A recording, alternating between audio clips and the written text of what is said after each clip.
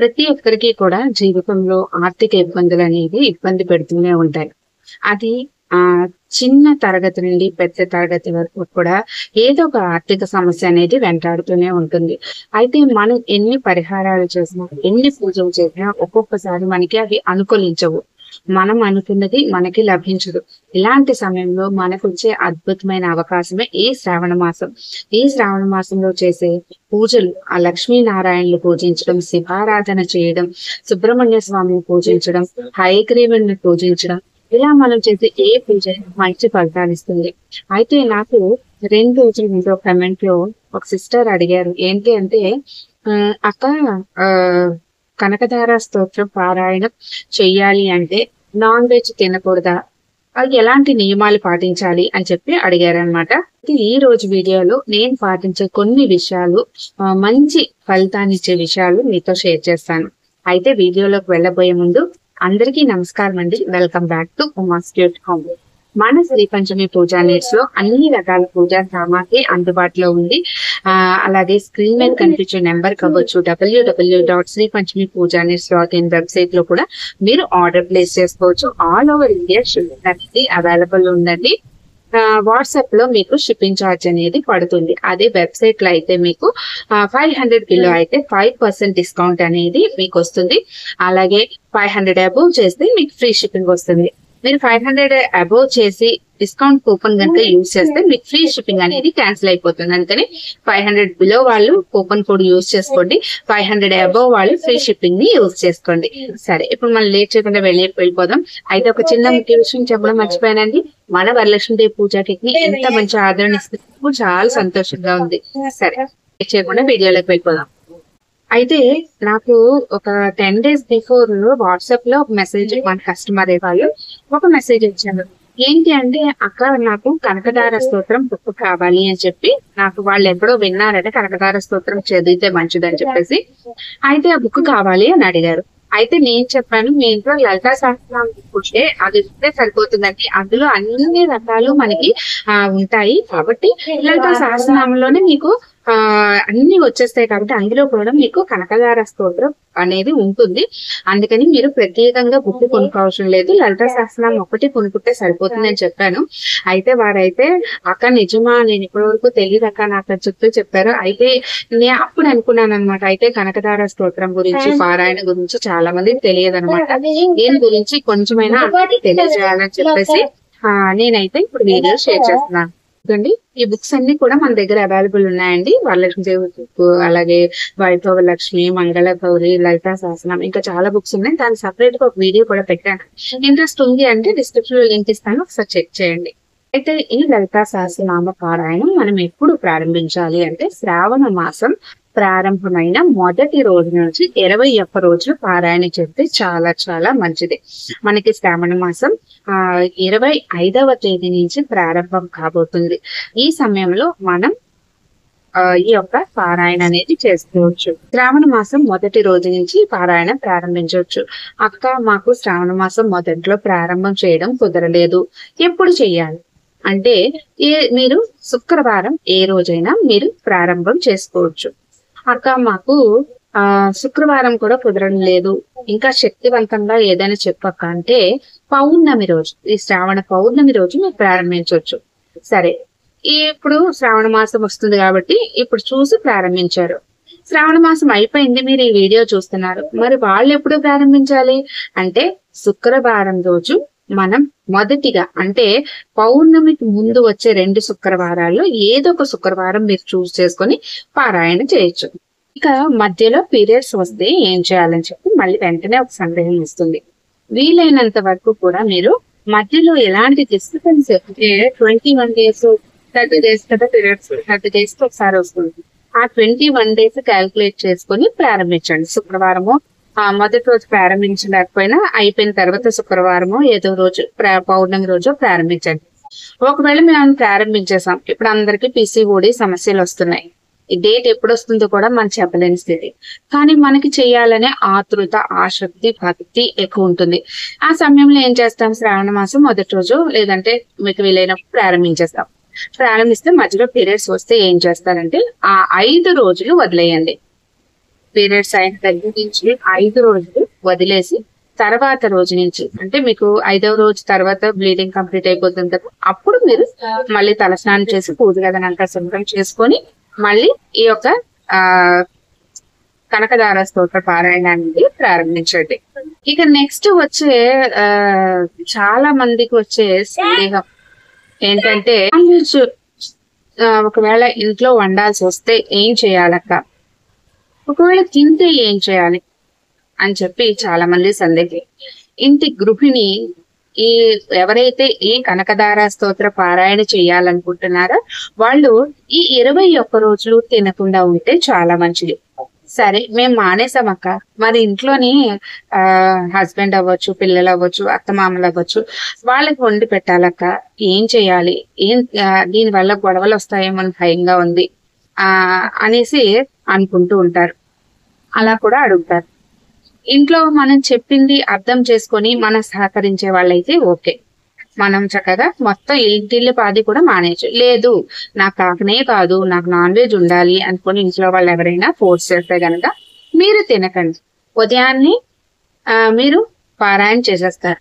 అయితే ఇక్కడ ఒక ముఖ్య విషయం చెప్పాలి, పారాయణ ఏ సమయంలో చేయాలో కూడా నేను చెప్తాను. ఉదయం మీరు పారాయణ చేసిన తర్వాత మీరు దీపారాధన అన్ని చేసేసుకొని నాన్ వెజ్ అనేది వండేసి మీరు సాయంత్రం మళ్ళీ దీపారాధన చేసి మళ్ళీ పారాయణ చేసే ముందు చక్కగా స్నానం చేయండి. తల స్నానం చేయాల్సిన అవసరం లేదు, మామూలుగా స్నానం చేసేసి ఇంట్లో మీరు దీపారాధన చేసి మీరు పారాయణ అనేది చేసుకోవచ్చు. సరే, ఇప్పుడు పారాయణ ఏ సమయంలో చేయాలి, కనకదార స్తోత్ర పారాయణ ఏ సమయంలో చేయాలి అయితే అది తెలుసుకునే ముందు ఈ కనకదార స్తోత్రాన్ని పాడారు రచించారు అంటే ఆదిశంకరాచార్యులు ఒకసారి కేరళలోని ఇంటింట భిక్షాటనకి వెళ్తే ఒక గుడిసె ముందు నించొని భిక్షాటనకి అడిగారు. అప్పుడు ఆ పేద స్త్రీ ఏం చేయాలో తెలియదు. అయితే దీనికి రకరకాల కథలు ఉంటాయి, నాకు తెలిసి చెప్తా. అయితే ఏమి ఆ యొక్క గురువుకి ఇవ్వాలి అని ఇల్లంతా వెతుకుతుందట, ఏమీ ఉండకపోతే ఒక ఉసిరికాయని నైవేద్యంగా అమ్మవారికి పెట్టిన ఉసిరికాయ ఒక్కటి మాత్రం కనబడిందట. ఆ ఉసిరికాయని ఆ స్వామికి అనేది ఇచ్చారంట. ఇస్తే అప్పుడు ఆ ఇంట్లో పేదరికం ఎంత ఉందో ఆ యొక్క జగద్గురు ఆదిశంకరాచార్యులకి అవగతమై లక్ష్మీదేవిని స్తుతించడం ప్రారంభించారు. అప్పుడు మహాలక్ష్మీదేవి ప్రసన్నురాలై ఆ యొక్క ఉసిరి వర్షం కురిపించిందట, అంటే బంగారు ఉసిరికాయల వర్షం కురిపించిందట. అప్పుడు ఆమెను స్తుతించి పాడినదే ఈ కనకదార స్తోత్రం. అది కనకదార స్తోత్రం. అప్పటి నుంచి ఎవరింట్లో అయితే ఉదయం సాయంత్రం సమయంలో కనకదార స్తోత్ర పారాయణ జరుగుతుంది లేదా వినడం జరుగుతుంది అంటే అక్కడ లక్ష్మీదేవి కొలువై ఉంటుంది అండంలో ఆ జగద్గురు ఆది శంకరాచార్యులే మనకు ఒక దారి చూపించారని చెప్పొచ్చు. సరే, ఇక పారాయణ ఏ సమయంలో చేయాలంటే ఉదయం బ్రహ్మ ముహూర్త సమయంలో మాక్సిమం 6 లోపల 6:30 నీకు అంతకన్నా కాకుండా 6:30 లోపల ఇంట్లో పారాయణ చేయాలి. అంటే మనం చదవాలి, గట్టిగా చదివితే చాలా మంచిది, ఇంటింతా వినే విధంగా చదవాలి. అయితే చదివే ముందు మనం దీపారాధన చేసుకోవాలి, ఇంటి ముందు చక్కగా ముగ్గులు పెట్టుకోవాలి, వీలైతే దీపాలు వెలిగించండి. బ్రహ్మముహూర్త సమయంలో గడపని కూడా చాలా అందంగా అలంకరించండి, ఇంటిని కూడా అందంగా అలంకరించండి. ఇక ఆ విధంగా చేసుకొని అప్పుడు పారాయణ కూర్చోవాలి. ఇక సంధ్యా సమయంలో 6 నుంచి 7 గంటల మధ్య మాక్సిమం నేనైతే ఆ పావుతకు వారు అంటే దీపాలు మనకి పెట్టుకునే సమయం ఎప్పుడు అంటే ప్రదోష సమయం, అంటే సూర్యుడు అస్తమిస్తున్న సమయంలో మనకి ఆ మధ్య సమయం ఉంటుంది, అంటే పావుతకు వారు. ఆ సమయంలో మనకు చీకటి పడుతూ ఉన్నప్పుడు మన ఇంట్లో దీపారాధన చేయాలి. అంటే మన ఇల్లు చీకటిగా ఉండకూడదు, లక్ష్మీదేవి ప్రవేశించే సమయం. ఆ సమయంలో మీరు కనకదార స్తోత్ర పారాయణ చేసుకోవచ్చు. అయితే ఎన్ని సార్లు చదవాలంటే మీకు మీ ఇష్టం అండి, మీకు మాక్సిమం ఎంతైనా చదువుకోవచ్చు, ఎన్నిసార్లు అని చదువుకోవచ్చు. మినిమం మాత్రం ఒక 3 సార్లు, ఉదయం 3 సార్లు, సాయంత్రం 3 సార్లు చదువుకోండి. ఇది చాలా చాలా ఒక మంచి ఫలవంతమైన ఒక ప్రక్రియనే మనకి చెప్పొచ్చు. అయితే పారాయణ చేసేస్తున్నామంటే సరిపోదండి, కొన్ని విషయాలు మనం గుర్తుపెట్టుకోవాలి. ముఖ్యంగా సెల్ ఫోన్స్ ఆఫ్ చేసుకోండి, లేదు అంటే సైలెంట్ లో పెట్టేసుకోండి. పారాయణ చేసాము, ఒకసారి చదివాము, ఫోన్ లో మాట్లాడాము, వస్తున్నాను, అదిగో ఇస్తున్నాను, ఇదిగో తెస్తున్నాను, వచ్చేస్తాను, ఏం చేస్తున్నారు, ఏంటా టీవీ సౌండ్, ఏంటి గొడవ, ఇలాంటివి మధ్యలో డిస్టర్బెన్స్ లేకుండా చూసుకోండి.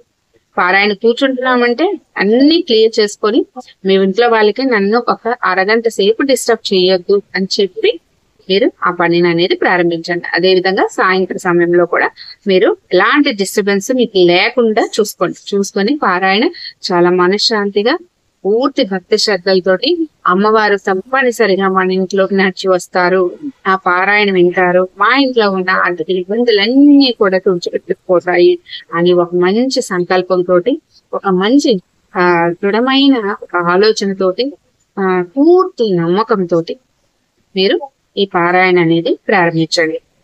అయితే ఈ పారాయణ చేసేటప్పుడు ఈ శ్రావణ మాసంలో మీరు ఉసిరికాయ దీపం వెలిగిస్తే చాలా మంచిది. ఉదయం సమయం కుదరకపోయినా సాయంత్రం సమయంలో అయినా ఉసిరి దీపాన్ని వెలిగించండి ఆవు నెయ్యి వేసి. మా దగ్గర ఉసిరికాయలు దొరకట్లేదు అంటే తామర వత్తి దీపం నెయ్యి వేసి, లేదు అంటే పసుపు ఒత్తులు, లేదంటే ఎరుపు ఒత్తులతో దీపారాధన చేయండి. ఇక మాకు ఇవేమీ దొరకట్లేదంటే నార్మల్ ఒత్తులతో కూడా చేయండి. మీకు వీలైతే పంచకావ్య దీపాన్ని ప్రతిరోజు వెలిగించండి. 21 రోజులు కాదు, శ్రావణ మాసం అంతా కూడా సాయంత్రం సమయంలో, ఉదయం కాదు సాయంత్రం సమయంలో మీరు ఈ పంచకావ్య దీపాన్ని వెలిగించండి. మీకు ఆ ఫలితం అనేది ఇంకా 1000 రెట్లు వస్తుంది. ఎందుకంటే ఆ గోమాత నుంచి వచ్చే పదార్థాలతో తయారు చేయబడిన పంచకావ్య దీపం మీకు అద్భుతమైన ఫలితం ఇస్తుంది. అయితే ఆ నైవేద్యం కింద మీరు ప్రతిరోజు ఏమి చేయలేకపోయినా పాలు గాని, పళ్ళు గాని, లేదంటే పటికీ బెల్లం గాని, బెల్లం గాని, అమ్మవారికి డ్రై ఫ్రూట్స్ ఏముంటే ఖర్జూరం గాని ఏది ఉంటే అది పెట్టండి. శుక్రవారం మంగళవారం సమయాల్లో మాత్రం ప్రత్యేకంగా ఏదో చక్కెర పొంగలో, పులిహోరో, లెమన్ రైసో, తీపి పదార్థాలు ఏదో ఒకటి చేసి పెట్టండి. ఇక 21 రోజులు అయిపోయిన తర్వాత ముత్తైదువులకు ఒక 9 మందికి మీరు తాంబూలం అనేది ఇవ్వండి. మేము బ్లౌజ్ పీస్ ఇవ్వలేని పరిస్థితిలో ఉన్నాము అనుకున్న వాళ్ళు ఏం పర్వాలేదు, ఆకు, ఒక్క, అరటి పళ్ళు మీరు తాంబూలం ఇచ్చిన సరిపోతుంది. దక్షిణ మాత్రం తప్పనిసరిగా పెట్టండి. అయితే పారాయణ చేస్తున్న సమయంలో మాత్రం నలుపు రంగు దుస్తులు ఎట్టి పరిస్థితుల్లోని ధరించకండి. ఇలాంటి చిన్న చిన్న విషయాలు మీరు పాటించడం వల్ల తప్పకుండా మహాలక్ష్మి అనుగ్రహం కలుగుతుంది. అయితే పారాయణ చేసిన 21 రోజులు మట్టి గాజులను వేసుకోండి. మీరు ఎన్ని బంగారం గాజులు వేసుకుని ఒక 2 మట్టి గాజులైనా వేసుకోండి. అదండి ఈ కనకతార స్తోత్ర పారాయణ గురించి నాకు తెలిసిన విషయాలు, నేను పాటించే విషయాలు మీతో షేర్ చేశాను. ఇంకా ఏమైనా సందేహాలు ఉన్నాయి, ఏమైనా తెలుసుకోవాలి అంటే నా కమెంట్ బాక్స్ లో అనేది తెలియపరచండి. నేను తెలుసుకొని మీకు ఆ వివరణ అనేది తెలియజేస్తాను. అదండి ఈ రోజు వీడియో. ఆ మహాలక్ష్మీదేవి అనుగ్రహం మీ అందరి మీద పరిపూర్ణంగా ఉండాలని మనస్ఫూర్తిగా కోరుకుంటున్నానండి. అలాగే మన శ్రీ పంచమి పూజా నీడ్స్ లో లభ్యమయ్యే అన్ని రకాల పూజా సామాగ్రి మీకు అందుబాటులో ఉంది కాబట్టి మీలో ఎవరికైనా ఏమైనా పూజా సామాగ్రి కావాలంటే స్క్రీన్ మీద నంబర్ కి వాట్సాప్ చేయండి. లేదు అంటే వెబ్సైట్ లో కూడా మీరు ఆర్డర్ ప్లేస్ చేసుకోవచ్చు. మళ్ళీ ఇంకొక మంచి వీడియోతో, మీ అందరికీ యూస్ఫుల్ అయ్యే వీడియోతో మీ ముందుకు వస్తాను. అందరికీ నేను ధన్యవాదాలు. సర్వే జన సుఖినో భవంతు. జై హింద్.